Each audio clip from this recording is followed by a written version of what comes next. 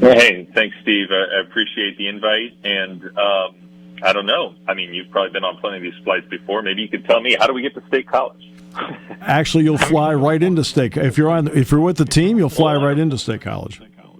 Okay, well, that's easy. I think for the football teams, possibly for the basketball team, that's great. I think it's going to be interesting to see how all these other highly competitive Olympic sports, travel around in all these situations. But this is the brave new world of college athletics, and I mean, I think the Huskies are not only incredibly fortunate, but also incredibly excited to be aligning with a conference that just has, as much tradition and success in every single way as the Big Ten has. And there's a lot of sadness and just confusion and disappointment that what's had to happen has happened. And yet at the same time, I think there's tremendous days ahead here for the Huskies. We're really excited.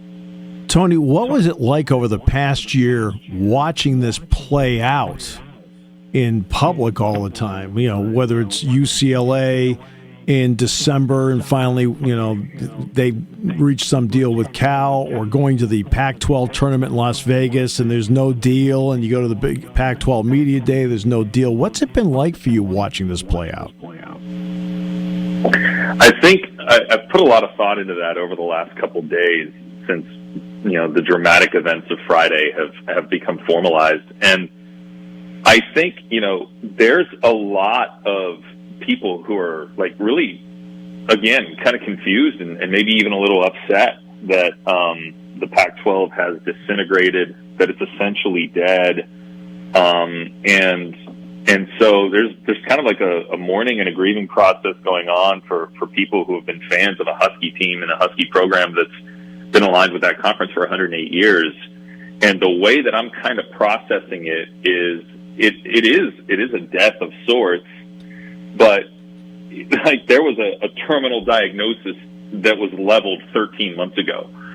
And I think some people also kind of saw at that point when USC and UCLA decided to move on that, okay, there's no way in the short to medium term this might seem somewhat normal, but there's no way in the long term this stays the way that it is, just the way that college sports continues to evolve. And so, I think some people began to move on, and I think some people, you go back and look 5 years back, you could kind of start to see some signs of unhealth. And so, I think Washington's a really proud program, proud tradition, 2 national championships, and then has really been resurrected in the past decade with Chris Peterson being here, and now Kalen DeBoer doing a fantastic job, going 11-2 in his first year.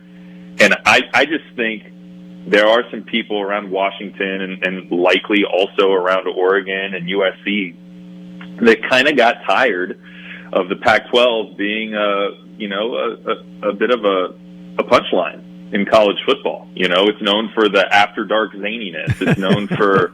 It's known for whatever, but what it's not really known for recently is winning national championships. And I think there's a deep hunger and desire to be competing at the highest level, from a lot of programs out here. And so I think there's this great hope and anticipation that aligning with the Big Ten will really level the playing field in a lot of ways. And we're not just going to be, Steve, I'll tell you some stories. My first year out here, we had a really meaningful mid-November game on the road at Stanford. And anytime you play at Stanford, there's 5,000 to 10,000 people in the stands. It's just, right. It doesn't even matter if they're good. That's just kind of what it is there. And we were on FS1 on a Friday night playing that game. And our fans, I'm looking at social media as the game's going on, our fans are losing their mind. And I'm like, why is everybody so upset? It's because there was a truck race on FS1 that was airing instead of Washington Stanford. And it's like, that's the kind of stuff that doesn't happen 3:30 on CBS. That doesn't happen on NBC whenever they're going to play the primetime games. And so that's why I just really feel like those are the kind of things that the Washingtons, the Oregons, the USCs, the teams that aspire to play college football at the highest level they're really, really excited about now having that true, being that billboard on the side of the highway in college football now, really going to have the attention and the eyeballs on them. No question. Tony, in '83, when Washington played Penn State in the Aloha Bowl, I was the third announcer on the network at that time, so we were allowed to send one, and it was Gil Santos, the play-by-play guy, and the Washington Penn State broadcast was split between the two play-by-play guys. Obviously, the 2017 Fiesta Bowl, I did that game. But also means that Penn State has never played a game at Husky Stadium. So tell everybody here what Husky Stadium is like on a game day, considering the fans here have never really experienced it before. You know what, Steve? I think, and I got to check the record book, I think Penn State played the first ever game at Husky Stadium in 1920. How about that? And it might have been the second game. I can't remember, but it was like way back. And it is unlike anything. I mean, we call it the greatest setting in college football. If you get here in September or October before the gray kind of settles in for a good 6 months, it's spectacular. You've got the sailgating off to the right. I'm watching practice right now, so I'm in the stadium and I'm looking off to my right, Lake Washington. Yeah. You'll have sunshine. You'll have hundreds of boats out there. Off to the left is campus. And then beyond that, with all of the, enormous Pacific Northwest pines, you've got, off to the right, you've got the Cascade Mountains. Off to the left, you got the Olympics. They're always snow-capped. And then back behind the stadium and from the press box, a spectacular view of Mount Rainier, which is the most prominent mountain in the lower 48 states. And so you really truly have something special, not just in the setting, but then these cantilever roofs that are put on both ends, intended to keep the stands dry as much as it rains, but it also keeps the noise in. Yeah. And so it's just 70,000 people screaming off of a lot of aluminum, and it's really as loud as any other place in college football. It is something I personally can't wait to see because I've seen it on TV so many times, especially the sailgating part, which I think is, look, you'll love, when you come here, Tony, you're going to love the scene of the tailgating around here. I mean, it's going to be unbelievable. It won't be sailgating. Yeah. We have Spring Creek, and you can't even put a little boat on there. But you're going to find that to be phenomenal when you come here. The mountains aren't as high, by the way, but we have mountains. Yeah. You're going to discover when you go other places there aren't any mountains. I'll tell you, we have 100, and I grew up in Ohio, by the way, so I'm familiar with Penn State and the Midwest and everything. Sure. And as this whole news came out, I mean, I kind of just spent some time on YouTube watching videos of the whiteouts against Auburn that you guys had a couple years ago, and watching Jump Around in Camp Randall, and watching, Iowa's traditions with the Children's Hospital. And I mean, it's this kind of stuff that it generates goosebumps, really, truly, to know that, okay, that's what we're going to step into. So we're thrilled. We're excited. It is, just imagine if Penn State was leaving to join the Pac-12. Imagine how weird that would be.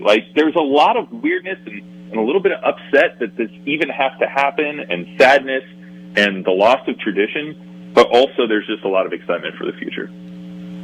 Yeah, no question about that. So let's get to the other part of campus, because this is a multi-sport deal, and part of that also means that instead of just playing at Husky Stadium for football, that means it's Heck Edmondson Pavilion.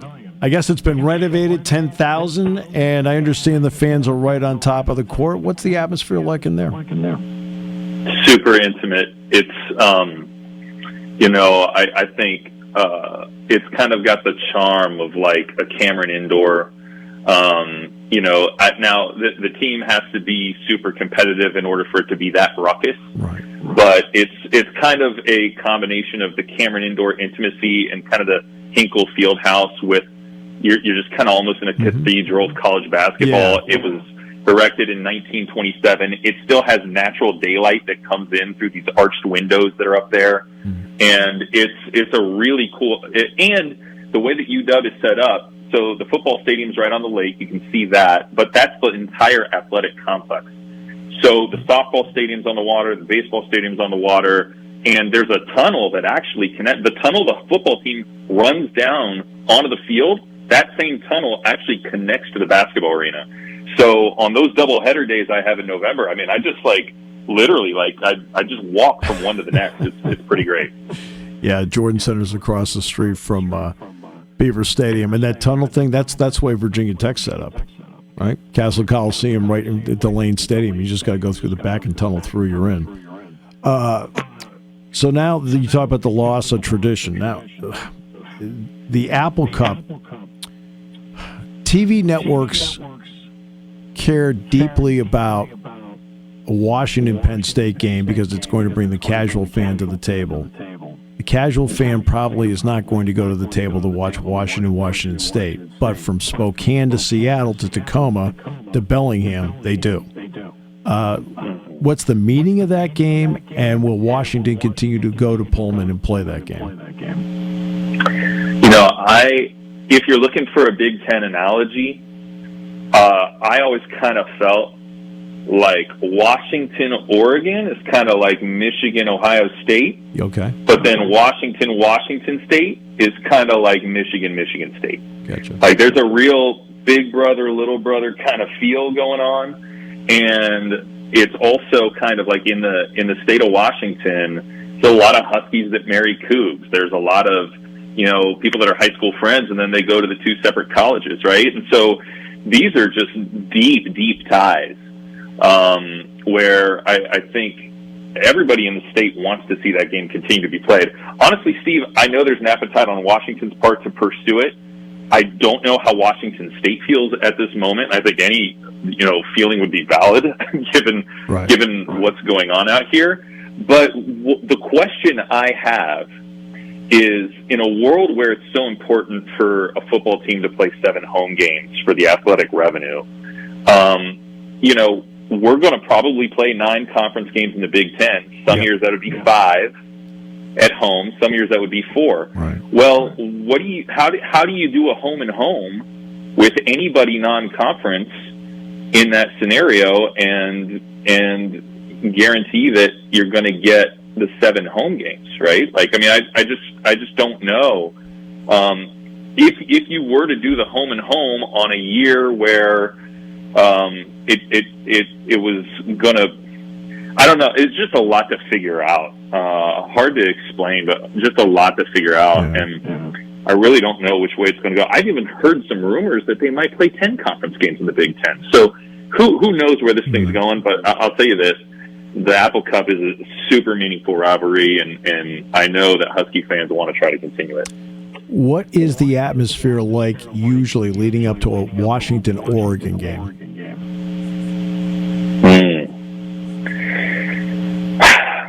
Atmosphere is kind of hard. It's kind of hard to describe. I just know, like, as far as that feeling close to the program, it's like it's the two teams and the fan bases the two teams really respect each other, but the fan bases kind of hate each other. And I really, that's why I draw that Michigan-Ohio State comparison. Yeah. Because, like, they can't stand each other. Yeah. And I think it's different from Michigan State and Washington State. Like, there's like a familial thing to that rivalry. Sure. Where Washington and Oregon is just kind of hatred. And so, there's a couple iconic plays in the program's history. Washington was by far the better program from the beginning of time until like 1994. Right. And then Oregon all of a sudden kind of turned things around. But, there's a play in 1994 where Kenny Wheaton intercepts a goal line pass, runs it back for a touchdown when the Huskies were on the door of winning the game. And they play that video 20 times whenever we're in Austin Stadium. And then conversely, we like when Jake Browning pointed at the Oregon player as he waltzed into the end zone. So, like, there's just that level of animosity between the two, and that's what makes it really fun. And now it might be the final game of the season every year. Yeah. In fact, that 94 team played Penn State in the Rose Bowl, as a matter of fact. That's right. Yeah, and Penn State completed its undefeated season. this Washington football team this year, and you mentioned you're at practice, Kalen DeBoer, formerly offensive coordinator at Indiana. Michael Penix was his quarterback, so Penn State fans have seen him play several times. This is a college football playoff contender this year. Why? Well, so it's kind of unprecedented from what I've seen, but they had 8 draft-eligible players that all could have been picked. Right. And all 8 decided to come back. And so the offense is going to be spectacular. They do lose 3 seniors on the offensive line, but they've got some depth at that position. So I think as long as they stay healthy at those key positions, I mean, Penix has a history of injuries, and that's going to be huge. But as long as they stay healthy, they should be great on the offensive side. I think defensively, they're going to take a real big step forward. It was kind of an uncharacteristic year last year, decimated by injuries, had some losses in the transfer portal before the season. I think they've built that up. They got an all Big 12 cornerback from Oklahoma State who transferred in, a really good veteran linebacker from USC transferred in, and then they're getting healthy at some spots with some of their really talented players that weren't able to be at full go last year. So big expectations, but also way harder schedule than a year ago. So, you know, those things balance out. And last year the Huskies were 11-2, but you know, literally just one possession away in their 2 losses on the road.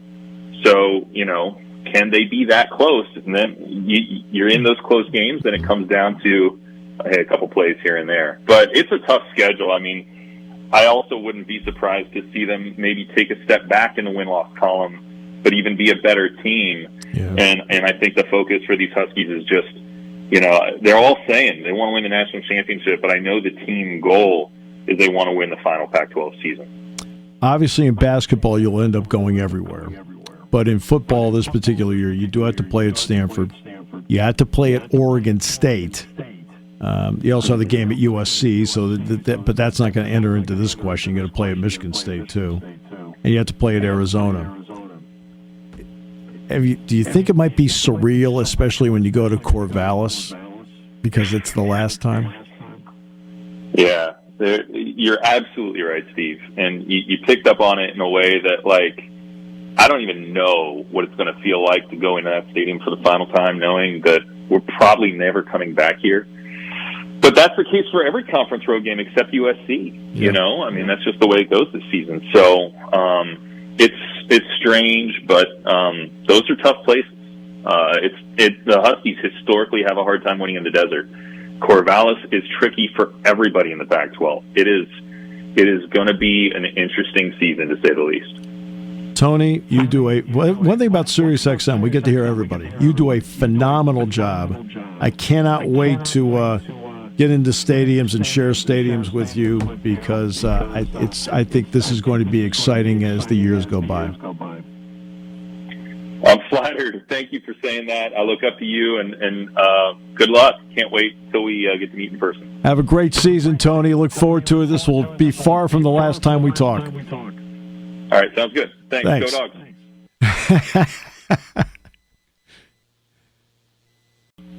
Oh, man, I appreciate that intro, but all that really means is that I'm old. That's why I've been here so long.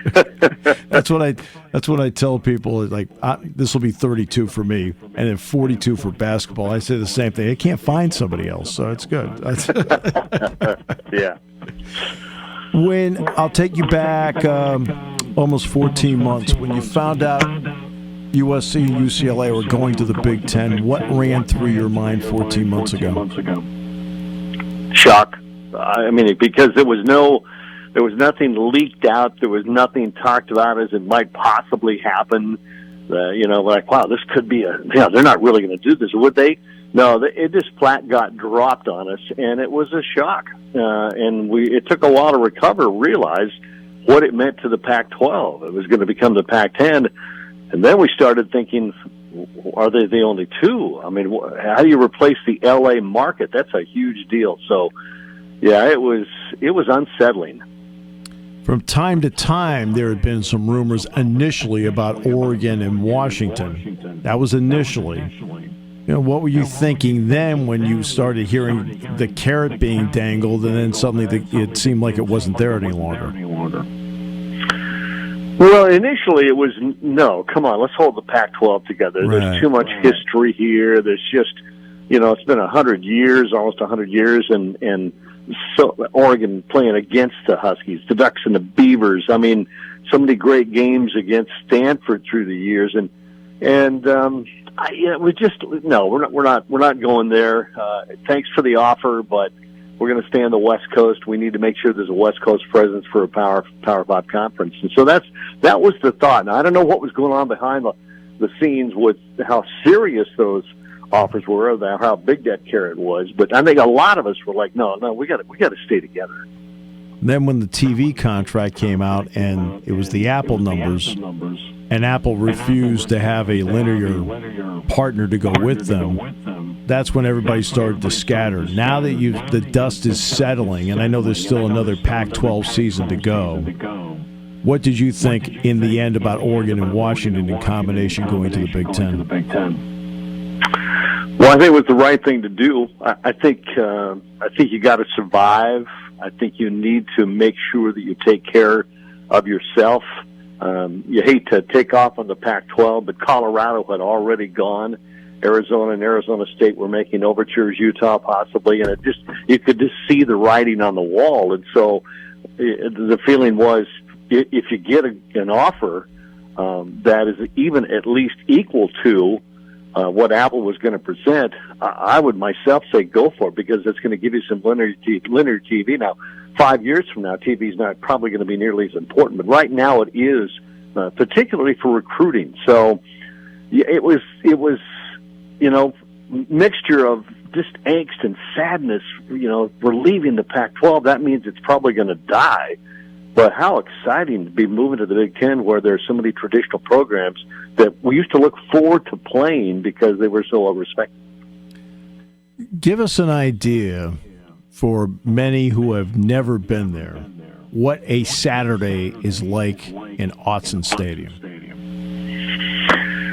Well, at one time, and different coaches, depending on when they played, how well they played against Oregon, will call Autzen the loudest stadium they've ever played in. I think Lloyd Carr, some years ago when Michigan came out and the Ducks beat them, it was just deafening in here, and the Ducks beat Michigan, and he was quoted as saying, anywhere we have that quote up on the wall in the locker room somewhere, Autzen Stadium's where great teams go to die.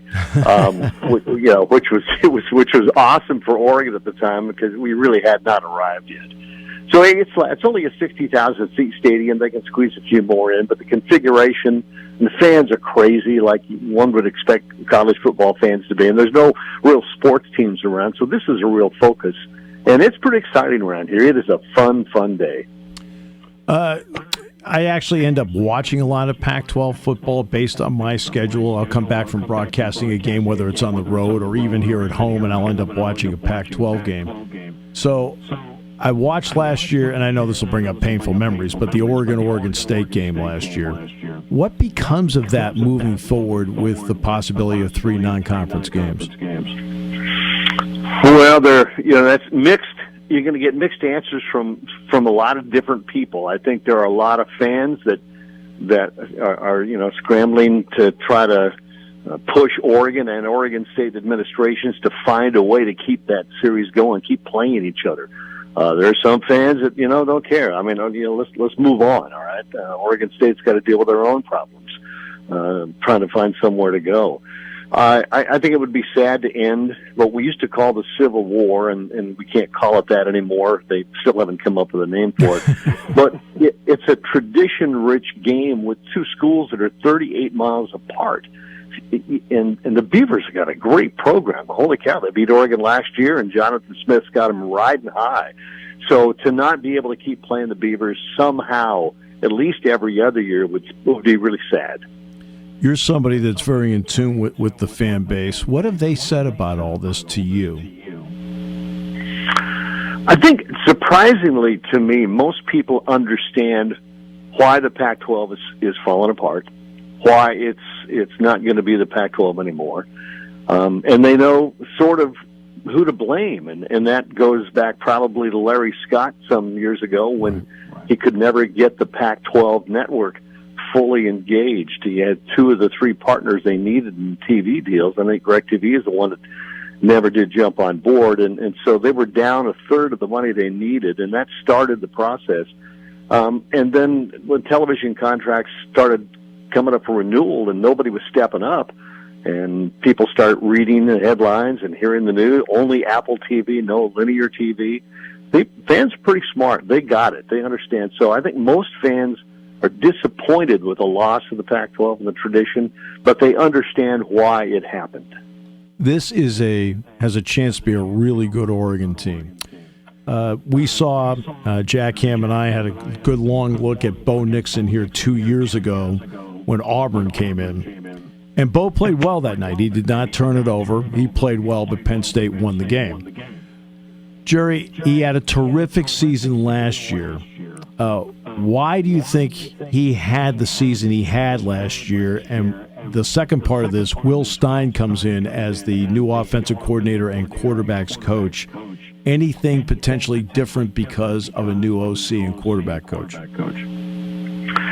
Well, the first part of it, Bo, I think, needed just a fresh start somewhere where he had fans behind him. I mean, he's not an overly emotional kid, but he's very sensitive. He hears things, he knows what's being said, and he cares. And I think he felt like he didn't have the support of the fans, and the media's part of that too. You know, the guy struggles a little bit here and there, and the quarterback's going to get blamed. So he just wasn't comfortable, and he wanted to play football somewhere else and have a good fun last year without, I think, people kind of picking on him. And so he comes to Oregon, and he is an unbelievably nice young man. I mean, he's as good as it gets. I mean, I have 2 daughters, and if they were a lot younger, I'd be doing everything I could to get him to marry him. He's perfect. I mean, he really is. And he's got the team right. He got the team right away. I mean, they welcomed him with open arms, and he matured and just became a relaxed quarterback and quality athlete that he always was. But the last couple of years at Auburn, you know, just were kind of, he never could relax and do that. I think he cared too much. He's a different man out here now, and he's got the team. He got married the summer before that first season last year, so maturity had a lot to do with it. And you're not going to see anything different. I mean, I've heard some of the coaches say, "Hey, nothing's broke.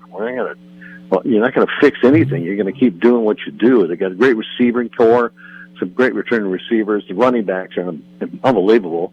Offensive line, they got to replace 4 starters, but they've got 6 other guys that played significant minutes behind those starters. So they're pretty solid on offense. I don't think you're going to see, I mean, even you're going to see some variations in the way they do some things, but it's still, you know, run the ball, throw the ball.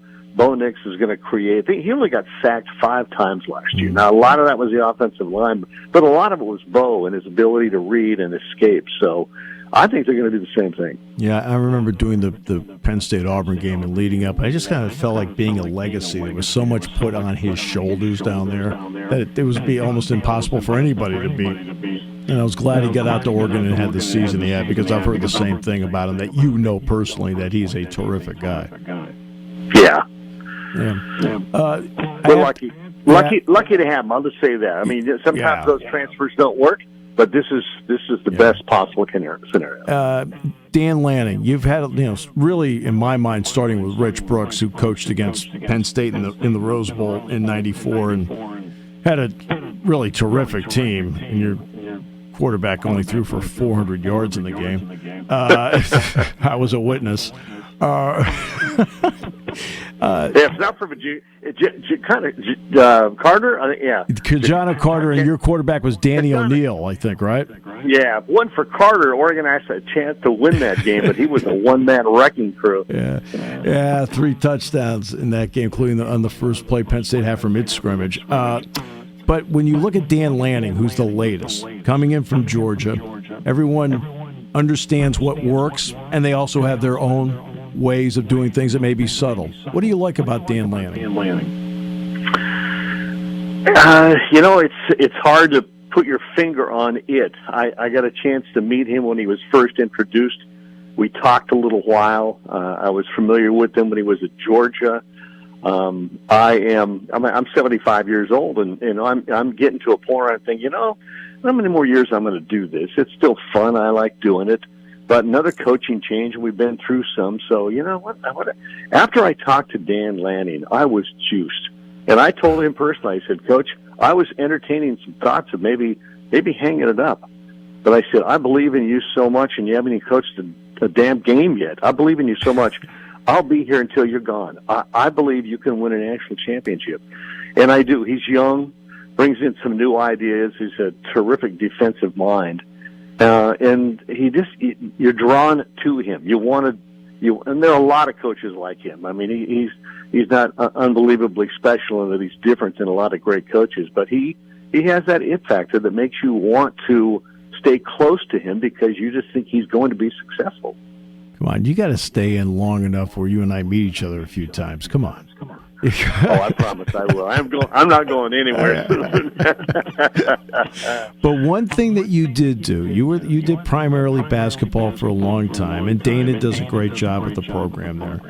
But that's one area where you slowed down a bit because family meant so much to you. And I think that's something that people, there's so much travel that goes into this. You know, your family obviously is the center of your universe, and you showed that by what you did with the basketball part of it. Yeah, no doubt. I miss doing basketball. Unbelievable. I mean, it hurts not to be there doing it. But I also, through my career, have missed so much of my children's, birthdays and holidays and games and all of that. And then my wife's had a few back surgeries in her health. I mean, she's certainly not critical, but she needs me more. And I would, with basketball, you're gone 4, 5, 6 days in a row every 2 weeks, and it was like I'm worried about her, and she's uncomfortable about me, and so I had to make a decision between two things that I love. Well, I love her a lot more than basketball, so it was pretty easy. It was easy, and you totally understand that. Yeah. I do have to ask you about Game 4. How interested are you with the Deion's? It's going to be only one time, really, Oregon plays them because they'll go to the Big 12, you'll go to the Big 10. How interested are you to see what a Deion Sanders team looks like? I'm really curious. I'm looking for their first game. I'll watch every game because I don't know whether they're going to be really bad or surprisingly good. This is like, usually, expansion teams in the NFL or baseball or whatever don't go well for them. And this is an expansion team. This is all new guys. So, but it's Deion, and there's some Hollywood in there. And, it's going to be fun. I can't wait to see what they do. I love that. There's some Hollywood in there. That is so great.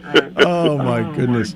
Well, Jerry, I'm so glad you could give us some time today. I really appreciate it, and I am so looking forward to having Oregon and you in the Big Ten because you have one of the sterling reputations out there, and it's a privilege to have you a part of the group.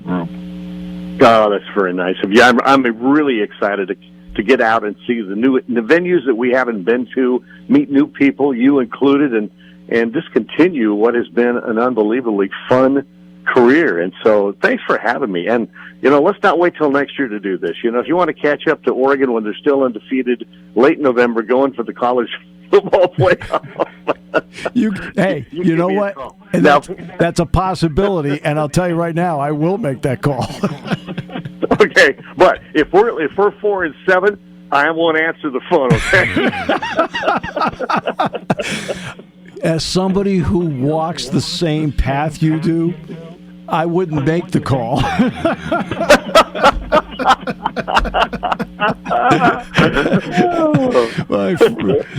Jerry, thank you so much for your time. I really enjoyed it, and have a great season. I know you will. All right, thank you. I appreciate it. Bless you guys, and let's talk again soon. Bye-bye, guys.